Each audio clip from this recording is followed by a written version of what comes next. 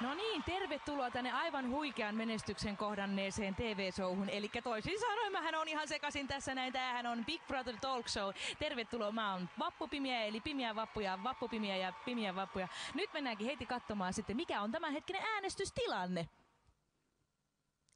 Eipäs vaan mennäkään. Meillä on täällä ihan tekniikkakin sekaisin ja kaikki on ihan...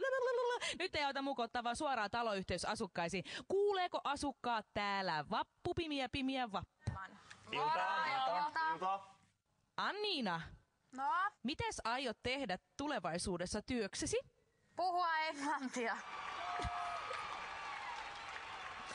No mites Jari-Matti, sullahan on ollut hirveän paljon erilaisia petikumppaneita talossa, niin ketkä on mielestäsi olleet parhaita? No ne porot oli aika jees. No Tuuli, mitäs Tero teki sulle viime viikonloppuna? Rassasi. Sä yritit eilen ensimmäistä kertaa laittaa vaatteet itse päälle. Mitenkä se sujui? Ihan hyvin se sujuu. Ansku oli siinä apuna, niin ihan hyvin meni. Cheryl, oliko kiva pussata munia? Oli. Maistui vähän kalalta.